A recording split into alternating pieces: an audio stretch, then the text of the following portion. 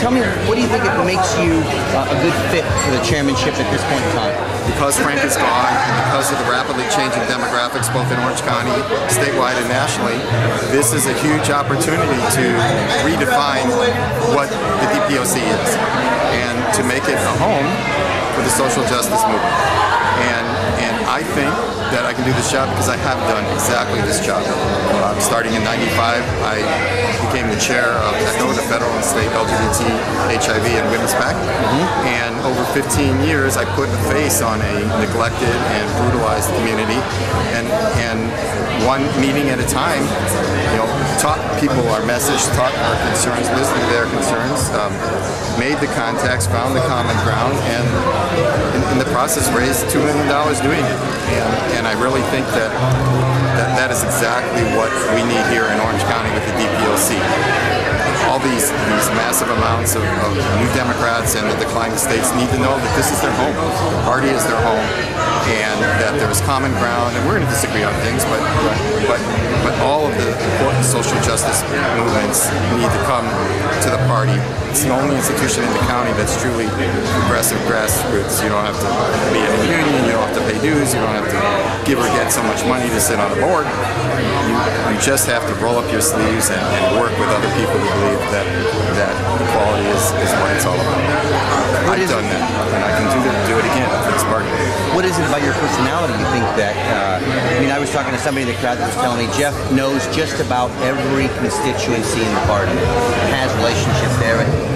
Maybe you can tell me, what do you think will put you in a position to be able to be that kind of unifier, for lack of a better word? Well, I think that is my strong suit. That I've showed up, I have met these people, I have the relationships. I can pick up the phone with the big donors and the young folks and everybody in between.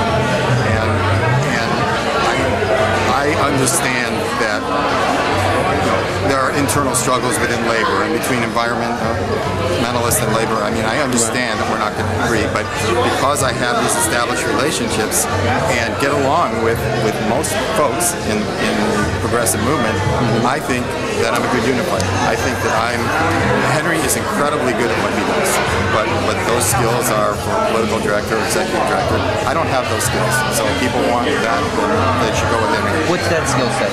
Which is like doing voter registration and running computer programs and working with the clubs to build membership. All those are incredibly important.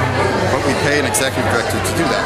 And if the chair only does that, the party will implode because no one will be chair. The chair is to be the public face of the party and to bring people in.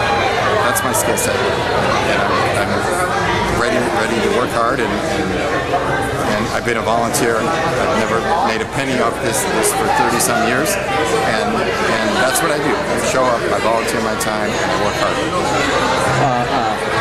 How do you handle the splits between that have been so pronounced between sort of labor and more moderate Democrats that have played out in the supervisor's campaign of 2008? They played out this year with Daley's campaign. How do you deal with that?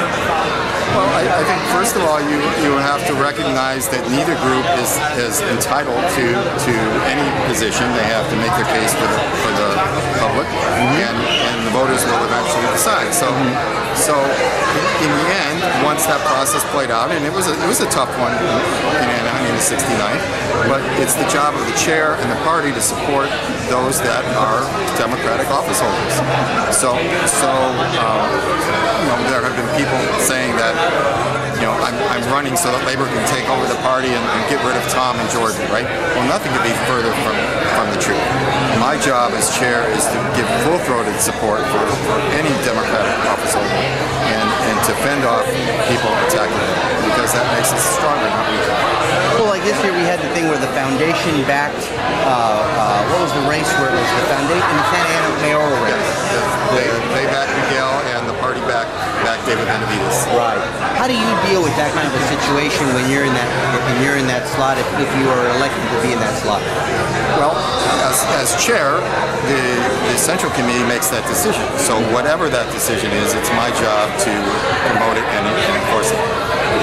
In this case, there was the two major Democratic organizations on opposite sides, but it is imperative that there be no mixed message, right? It has to be clear who the people who are elected in the primary are the Central Committee members, who they decide to endorse. That is the job of the chair, to marshal the full resources of the party to defend those people. How do you confront or differentiate Democrats versus the Republican Party? I know a lot of people used to comment that Frank Barbero and Scott Baugh were very friendly, very close. Some would say they'd rather see a more confrontational style towards Republicans from the Democratic Party. What's your sense of that? Is that the role of the chairman? Not? Well, in a professional manner, I mean, I can't imagine one morsel of my being supporting any of the Republican agenda. I mean, they believe that profits are more important than clean food and air and water, and workers don't deserve anything other than subsistence wages, that people should be deported because of the color of their skin, and that unless you're white Anglo-Saxon Protestant born in this country, you're less than others. I mean, those are despicable things, and things that Democrats should totally disavow. So a clear difference. They are what they are, and we are exactly the opposite almost every way down the board. It doesn't mean that Scott and I, shouldn't talk or shouldn't be civil to each other, but my job is not to make them feel like everything's okay between us, because it's not. There is a stark difference between their political reality and ours. Anything else you want to add? I haven't asked you, or I don't want to keep you away from kind of the. No, I think that's basically it. That just in summary, that I can do this job because I have done this job, and I've got a proven track record. I can sit with big donors. I've negotiated, with Fortune 500 companies across the union table. I built a shop steward program. I mean, I have the skills necessary to go out there and do the people. Now they tell me, in a sense, even though I kind of know you more from your experience at Echo, people generally say to me, well, Jeff comes from labor. Is that fair? I do. I worked 9.5 years with the Hotel and Restaurant Workers Union. And you know what? I wrote the Disneyland anti-discrimination, sexual orientation anti-discrimination language that went into the contract in 1990. And overnight, 50,000 Disney workers coast to coast had those protections when there wasn't a law in the books anywhere in the country to do the same thing. So you know what? I do come from labor, but labor is only one of the major players in the Democratic Party, and I recognize that.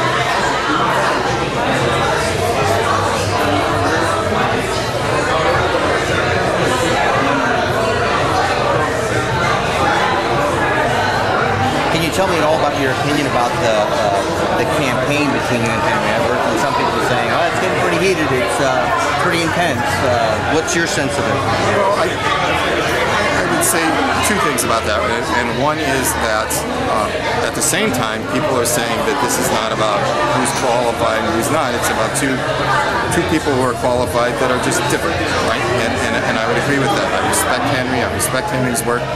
We just have different skill sets and different ways of getting to where each of us think we need to go. As for the issue of whether people are attacking people personally or whatever, I would only say that Scott Baugh is a paid political consultant and a paid lobbyist, and he sits at the chair of the Republican Party. People who have Republican political interests come before him as the head of that body and solicit support. You know what? That should not be. There should be an absolute black and white, clear impression that there is no outside influence at all about who you hire or who works your campaigns or whatever. I don't think that is a personal attack. I think that whether my opponent works for our main competitor for dollars and political support or not is a legitimate issue, regardless of whether Henry has the job or I have the job, whatever. The potential or the appearance of impropriety and the possible conflicts that either real or perceived that would happen from that are important issues. I don't take it personal. I hope he doesn't, but maybe he does.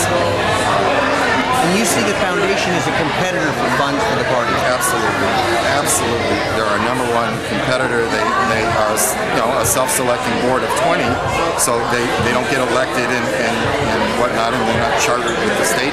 But yes, I mean, the many donors and a lot of the big donors pick and choose where they give their money, and if they give it there, then we don't have the funds for the DPOC. Should they not exist? No, I think they should exist. Absolutely should exist. But whether the chair of the DPOC can also be on the payroll of the Democratic Foundation is a legitimate issue. It's not personal. You don't think it should be? I don't think it should be, because regardless of who's in that position, there is an appearance that there may be less than objective factors involved when you have, for example, the mayor's race, right? I mean, here you have one organization supporting the current mayor and the other supporting the challenger. How do you deal with that? It's difficult. It is difficult for anybody, and I just think that it's a legitimate issue for discussion and debate, and the people on Monday night will decide whether it is an influence in their